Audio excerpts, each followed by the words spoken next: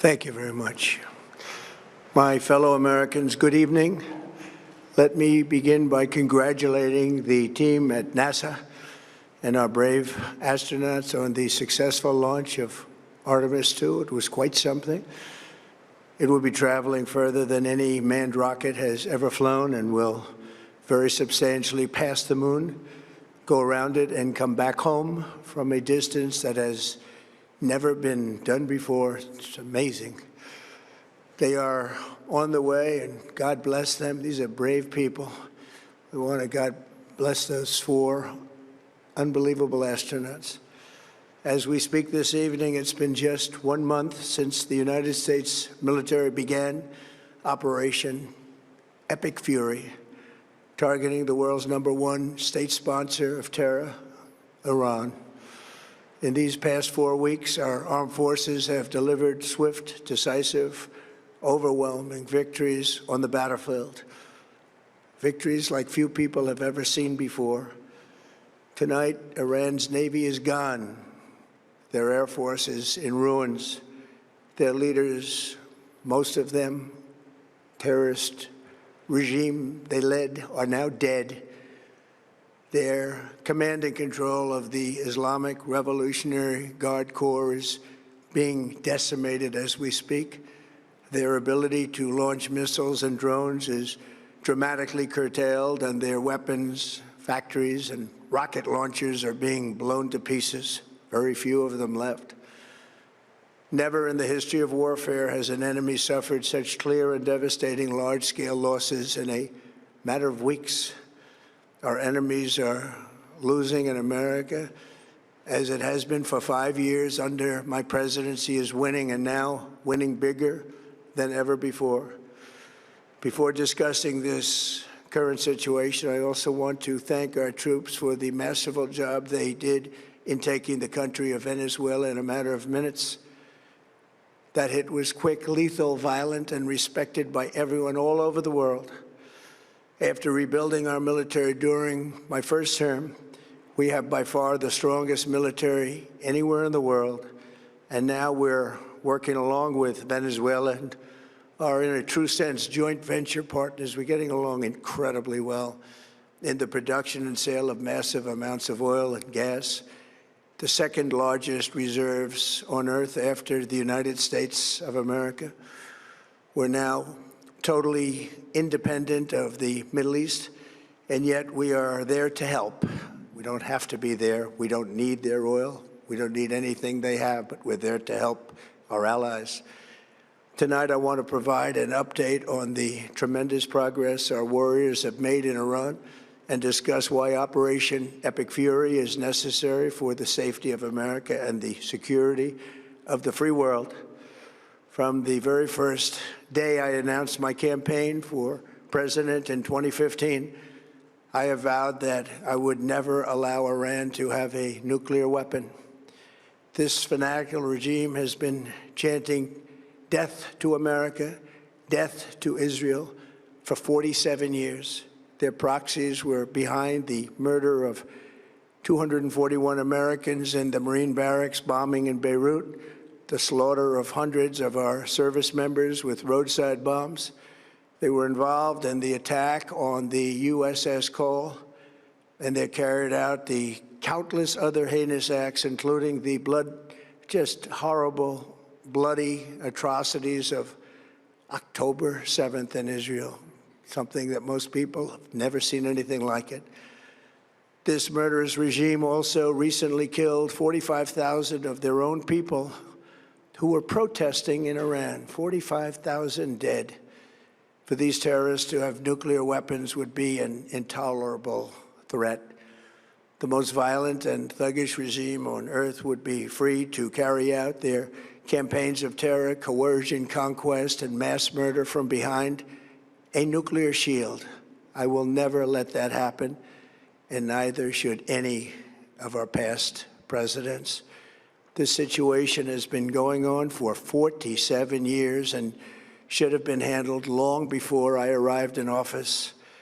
I did many things during my 2 terms in office to stop the quest for nuclear weapons by Iran. First, And perhaps most importantly, I killed General Qasem Soleimani in my first term. He was an evil genius, brilliant person, a horrible human being, however, the father of the roadside bomb. And he lived just horrible, what he did. Iran would have been perhaps in far better, stronger position. Had he lived, we would have had probably a different conversation tonight. But you know what? We'd still be winning and winning big. And then, very importantly, I terminated Barack Hussein Obama's Iran nuclear deal, a disaster. Obama gave them $1.7 billion in cash, green cash. Took it out of banks from Virginia, D.C., and Maryland, all the cash they had. He flew it by airplanes in an attempt to buy their respect and loyalty, but it didn't work. They laughed at our president and went on with their mission to have a nuclear bomb. His Iran deal would have led to a colossal arsenal of massive nuclear weapons for Iran, and they would have had them years ago, and they would have used them. It would have been a different world. There would have been no Middle East and no Israel right now, in my opinion, the opinion of a lot of great experts, had I not terminated that terrible deal. And I was so honored to do it. I was so proud to do it. It was so bad right from the beginning. Essentially, I did what no other president was willing to do. They made mistakes, and I am correcting them. My first preference was always the path of diplomacy, yet the regime continued their relentless quest for nuclear weapons and rejected every attempt at an agreement. For this reason, in June, I ordered a strike on Iran's key nuclear facilities, an Operation Midnight Hammer. Nobody's ever seen anything like it. Those beautiful B-2 bombers performed magnificently. We totally obliterated those nuclear sites. The regime then sought to rebuild their nuclear program at a totally different location, making clear they had no intention of abandoning their pursuit of nuclear weapons. They were also rapidly building a vast stockpile of conventional ballistic missiles and would soon have had missiles that could reach the American homeland, Europe, and virtually any other place on Earth. Iran's strategy was so obvious. They wanted to produce as many missiles as possible, and they did, with the longest range possible, and they had some weapons that nobody believed they had. We just learned that out. We took them out. We took them all out so that no one would really dare stop them. And their race for a nuclear bomb, a nuclear weapon like nobody's ever seen before. They were right at the doorstep. For years, everyone has said that Iran cannot have nuclear weapons. But in the end, those are just words if you're not willing to take action when the time comes.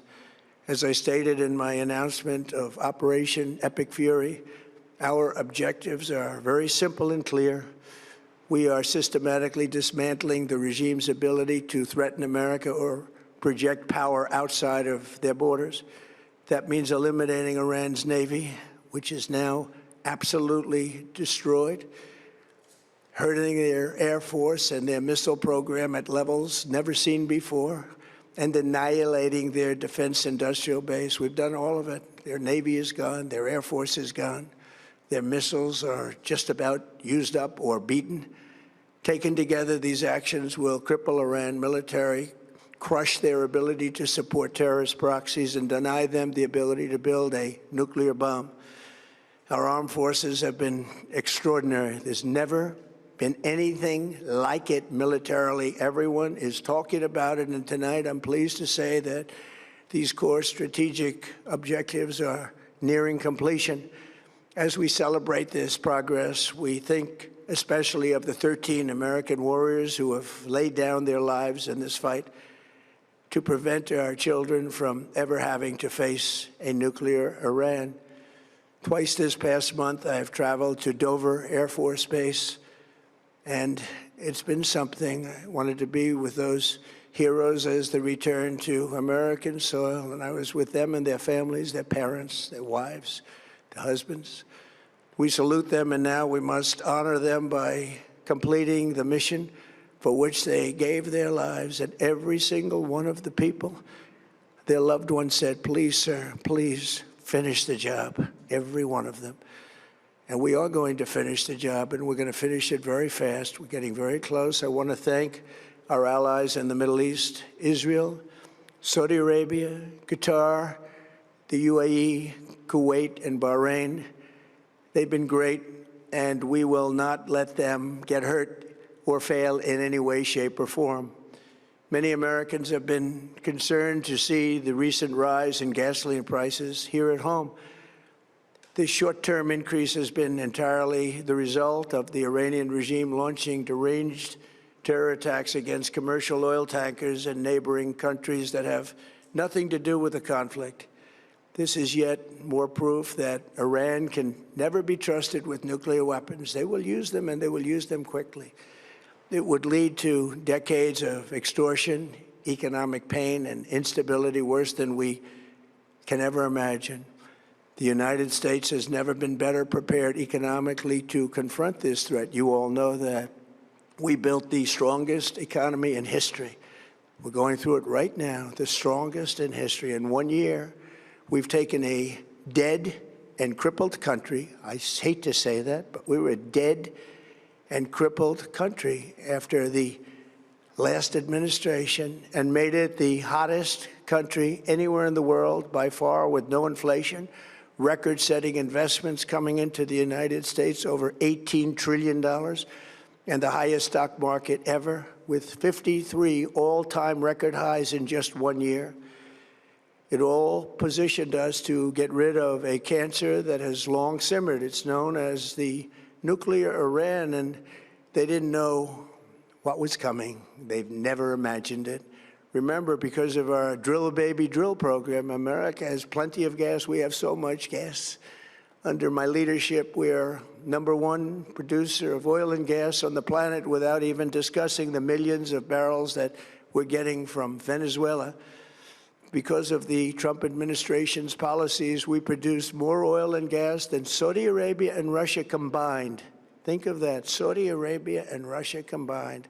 And that number will soon be substantially higher than that. There's no country like us anywhere in the world, and we're in great shape for the future. The United States imports almost no oil through the Hormuz Strait and won't be taking any in the future. We don't need it. We haven't needed it, and we don't need it. We've beaten and completely decimated Iran. They are decimated, both militarily and economically and in every other way. And the countries of the world that do receive oil through the Hormuz Strait must take care of that passage. They must cherish it. They must grab it and cherish it. They can do it easily. We will be helpful, but they should take the lead in protecting the oil that they so desperately depend on. So to those countries that can't get fuel, many of which refuse to get involved in the decapitation of Iran, we had to do it ourselves. I have a suggestion. #1, buy oil from the United States of America. We have plenty. We have so much. And #2, build up some delayed courage. Should have done it before. Should have done it with us, as we asked. Go to the Strait and just take it, protect it, use it for yourselves. Iran has been essentially decimated. The hard part is done, so it should be easy. And in any event, when this conflict is over, the Strait will open up naturally. It'll just open up naturally. They're going to want to be able to sell oil because that's all they have to try and rebuild. It will resume the flowing, and the gas prices will rapidly come back down. Stock prices will rapidly go back up. They haven't come down very much, frankly. They came down a little bit, but they've had some very good days over the last couple of days. We've done actually much better than I thought, but we had to take that little journey to Iran to get rid of this horrible threat. With our historic tax cuts, where people are just now talking about receiving larger refunds than they ever thought possible, they are getting so much more money than they thought. That's from the great, big, beautiful bill. Our economy is strong and improving by the day, and it will soon be roaring back like never before. It will top the levels that it was a month ago.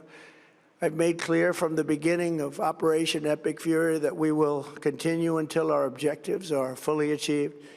Thanks to the progress we've made, I can say tonight that we are on track to complete all of America's military objectives shortly, very shortly.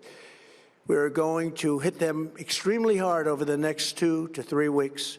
We're going to bring them back to the Stone Ages where they belong.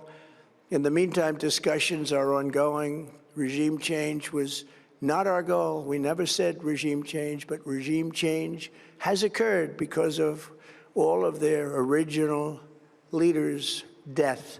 They're all dead. The new group is less radical and much more reasonable. Yet if during this period of time no deal is made, we have our eyes on key targets. If there is no deal, we are going to hit each and every one of their electric generating plants very hard and probably simultaneously. We have not hit their oil, even though that's the easiest target of all, because it would not give them even a small chance of survival or rebuilding.